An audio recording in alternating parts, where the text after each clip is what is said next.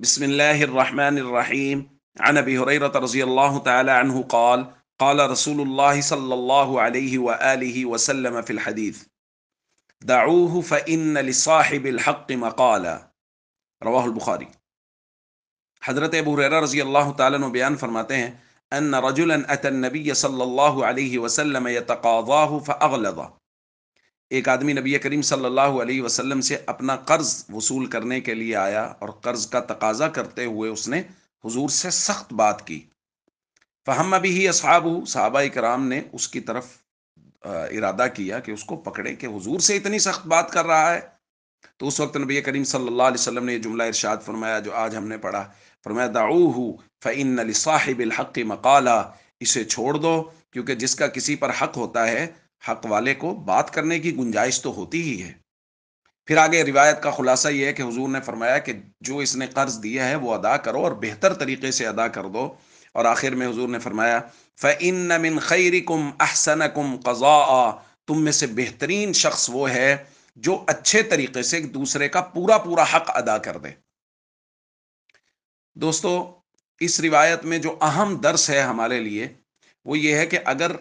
میں نے اور آپ نے کسی سے قرض لیا ہے اور قرض واپس کرنا ہے،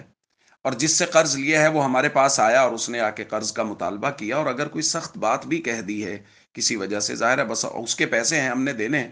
تو بسا اوقات ضرورت مند اس کو زیادہ ضرورت ہوگی اور وہ آیا اور اس نے کوئی سخت بات کر دی ہے، تو اس کو برداشت کریں۔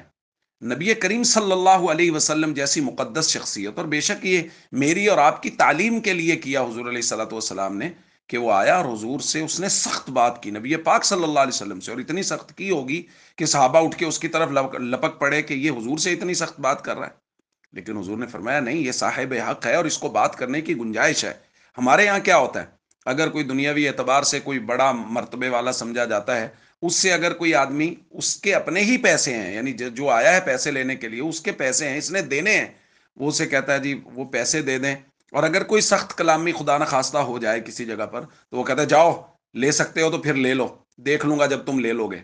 یہ ہو رہا ہے میرے اور آپ کے معاشرے میں، اور وہاں نبی کریم صلی اللہ علیہ وسلم سے وہ سختی سے بات کر رہا ہے، اور نبی پاک صلی اللہ علیہ وسلم فرما رہے کوئی بات نہیں، جس کا حق ہے اس کو بات کرنے کی گنجائش تو ہے۔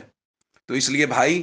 اپنا ایٹیٹیوڈ بدلیں، اپنا رویہ بدلیں، اور اس بات کا خیال کریں کہ جو آدمی مجھ سے حق لینے کے لیے آیا ہے میں اس کو اس کا حق بر وقت اور بہتر طریقے سے ادا کروں۔ اور حضور نے ایسے شخص کو بہترین آدمی کہا ہے جو دوسرے کا حق بر وقت اور پورا پورا ادا کر دے۔ السلام علیکم ورحمۃ اللہ وبرکاتہ۔